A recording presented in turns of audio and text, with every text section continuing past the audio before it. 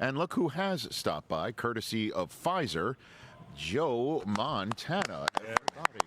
Good to see you, Joe. Good seeing you. How are you? Great.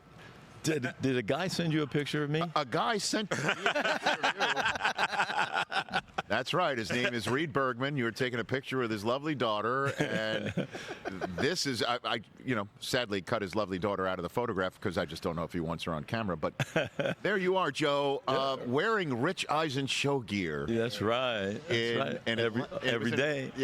Every day at home. I mean, I saw this. I'm like, wow. Every day. And this is just like out and about. I appreciate you repping. No, it's my pleasure. Yeah, pleasure's always good to be here. Some good swag, Rich.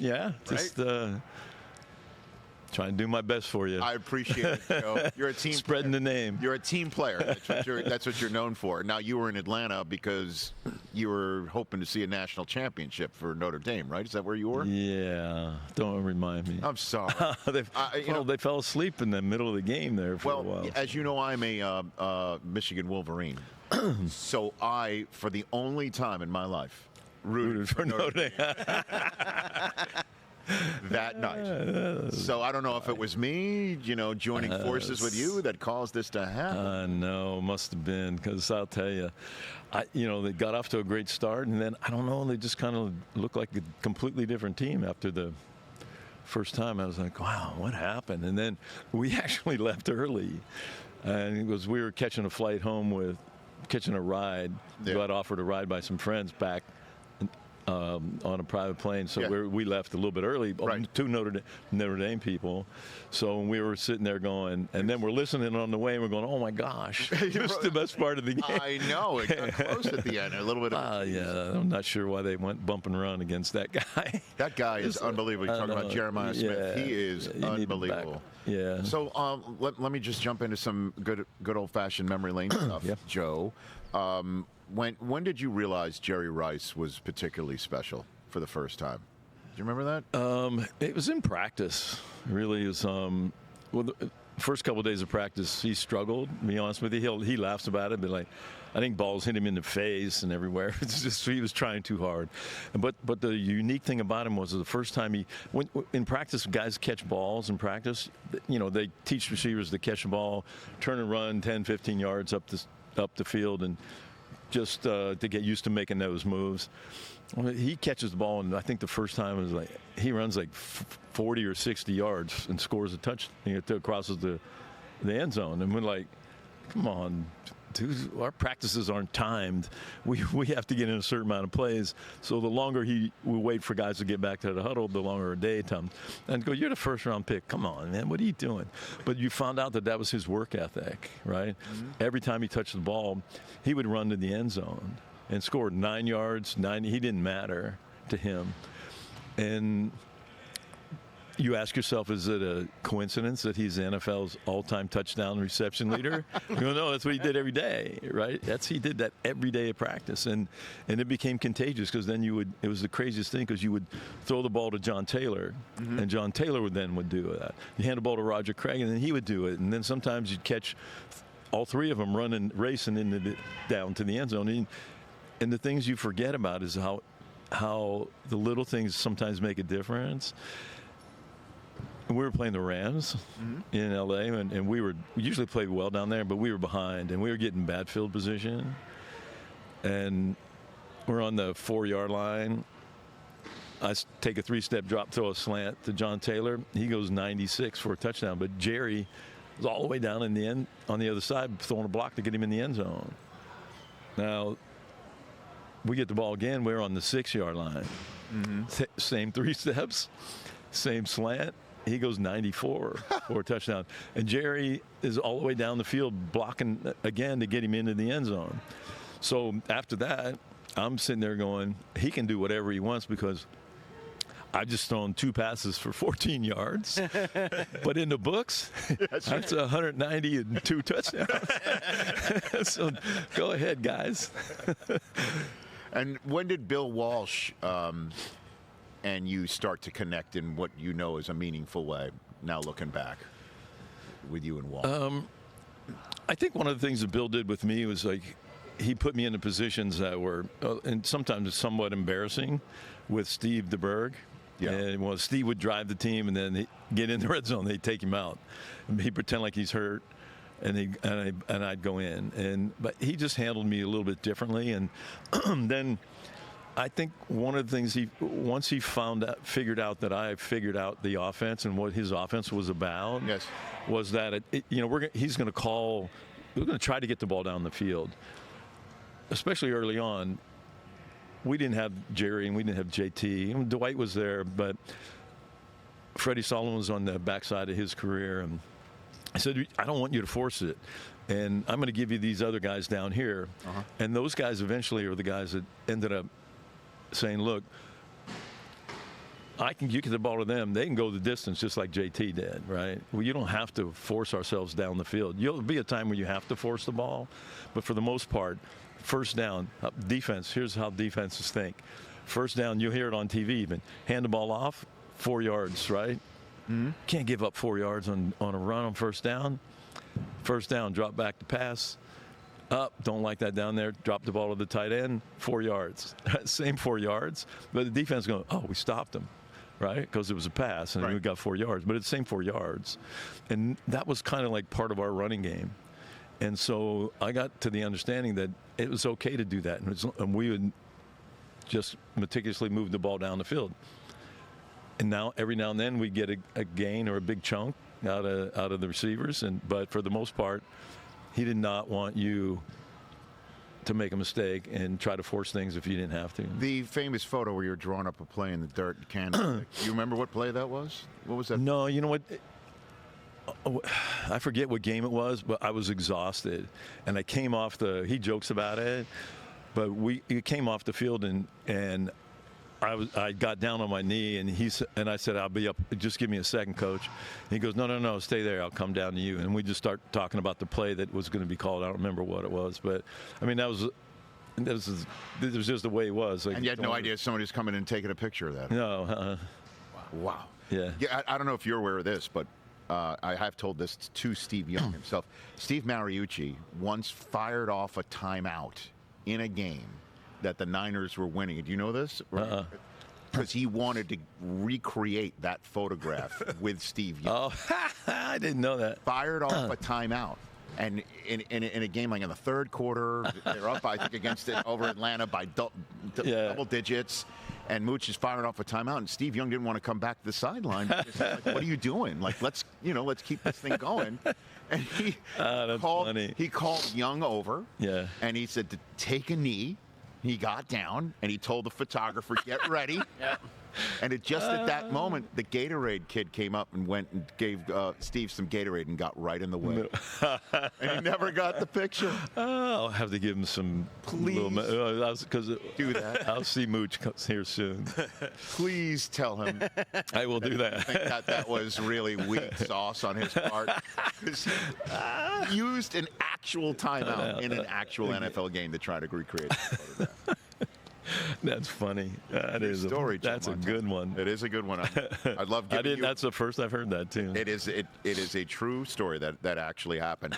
What goes through your mind when you hear that Mahomes could tie your 4 Super Bowls? For years, you and Bradshaw, that was the standard. He could tie it before he turns 30. I know. I mean, he's got a great career, obviously off to a great start, and a long way ahead of him. And I always look back and on it and say, look, I'm not a record person. I don't have any records in high school. I didn't have any records in college. I don't have any records soon. I won't in the NFL. It's so. I'm not really a person that lives in the past. Mm-hmm. So I just try to enjoy the days as much as I can. People bring the past up to you all the time. Yeah. But it's not like that's how I live my life.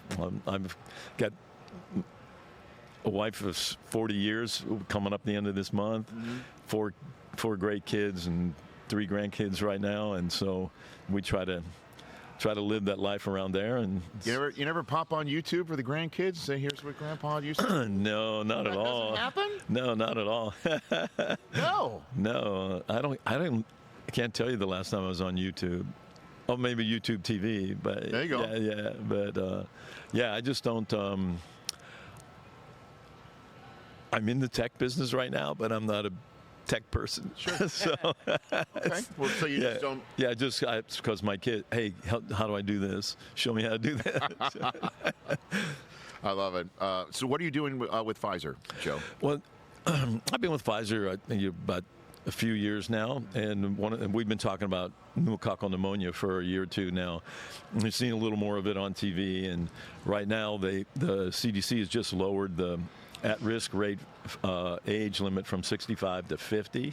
So 50 and above, you're 6 times more likely to susceptible to the disease. So we're just talking about getting with your doctor, getting with your pharmacist, and talk about vaccination because it can help. I got vaccinated for it, and we're just trying to keep people healthy. They got a great website called vaxassist.com, vaxassist.com, and with a lot of great information if you want to get on there and jump on there and then get with your doctor. Yeah, that's to schedule your vaccination appointment. Do you have any thoughts on who wins this football game, Joe? It's so hard to bet against the Chiefs. I think everybody's pulling for Philly. Why is that? Everybody just says they're tired of the Chiefs winning. I go, well, I'm sorry. Did you hear that back in your day, that people were tired of watching the Niners win? When you were not that I remember, but I don't think they would say it to the Chiefs, to the players as much. Or I don't remember ever hearing that. But right. I don't know. I don't remember hearing about New England either, right? Well, I don't remember either there being such a major drumbeat for the three-peat talk either back in the day when you had the opportunity, like we're hearing now. I just don't know if there's more of an intense media environment now anyway. I just don't know. Yeah, I think there's so much more of that. I think people are looking for records, right? So they're waiting for that next team to win, go undefeated through the season, which could be a long time, especially if they're talking about going to 18 games. So, right. And that's what this is right here. I think is there's never been a three-peat. A lot of people want to see a three-peat. So I mean, I can't believe that history could possibly be made like this. Yeah. But crazy. And there's a 29-year-old that could have 4 Super Bowls by the end. I know. Because that was just something that I always wondered if anybody could surpass, and obviously Brady did. Yeah. He almost doubled it up. Yeah. Yep. So you think the Chiefs pull it off? What do you think? I think the Eagles, when you look in they run the ball. The Chiefs can run the ball, and I think the teams that win the Super Bowl can run. In most cases, you look back on them, they're, even when Brady was going, they still had a pretty good running game. But Philly's got a chance. I mean, certainly if Saquon runs. I was just going to say, if that guy right there runs like crazy, and you can keep Patrick's touches to a minimum, but you got to get in the end zone, right? You can't kick field goals against them. Although they struggled here lately in the red zone and getting in the end zone themselves, but they got the ability to score from outside red zone, so you don't have to worry. But I think they got a chance, but it's hard to bet against the Chiefs, I think. Yeah, I mean the defense has been playing well. And it's just Mahomes seems to have that knack. Yeah. Like with 2 minutes to go, just like you had. Where your pulse drops and you just focus on making the plays. I mean that seems to be what he's got. Yeah, and it didn't matter. You get a penalty, they don't care. They get pushed back. Another 10 yards. It doesn't bother him. Well, everybody go to vaxassist.com to schedule your vaccination appointment. Joe Montana here, courtesy of Pfizer. We've got another gift bag for you, Joe. Okay, new gear for you. Yes, sir. It's a full zip this time. All right. A full zip. Sounds good. And I know you're a big Roku guy, so there's some Roku stuff in there for you. I appreciate it. Come on now, man. I got to treat you right. I got Joe Montana right here on the Rich Eisen Show. Greg Olson's about to join us next, right here from New Orleans. Don't go anywhere. We're still sitting here on the Roku channel for a couple more minutes. Do you have a favorite John Madden story? Do you got one from me where it was maybe he was at a practice or in a broadcast meeting, or you saw him later in life? You got one? I don't have any stories with him very much. I mean, I saw him all the time, but it was more listening to him and his sound effects that he did, and he was just a special person. I mean, he's one of those guys that, and for all the guys that played for him said they'd do anything for him, and he was just that special of a guy at the same time. And it's the way I think a lot of people felt about Bill before he passed away. So I don't know why he got out of. He retired way too soon. And myself. Who, Bill? Bill, yeah. You think so? Yeah. Well, he handed the Super Bowl team to George. Yeah, I know. Right. And I just don't know how he did that. I think he had a lot of pressure. It was my guess because he tried to take on the GM role at the same time, and I think that was just weighed on him tremendously. So. What do you think the Niners should do with Brock Purdy? You got to pay him. I mean, I can show you 4 or 5 guys in the league making tons of money that haven't produced anywhere near what he's been able to do. And they just had one of those years where guys are getting hurt offensively, defensively. Craziness in the beginning of the year with, the talking trades with the wide receiver, and then he gets hurt. They just had one of those years you just can't wait to get behind you.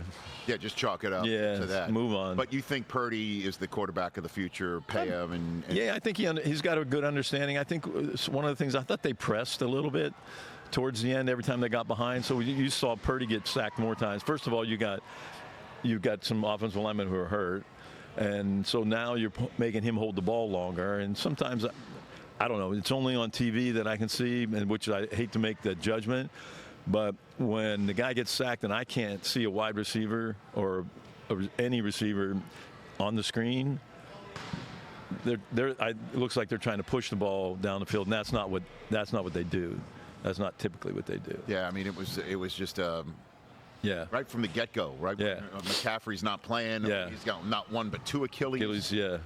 Injuries to deal with. It was just wasn't their year. Thanks for coming, Joe. You bet. My pleasure. Always a pleasure to be here. Right back at you. It's an honor and it's a pleasure to always be able to include you and then have you the walking billboard for the Rich Eisen Show. Joe Montana, everybody.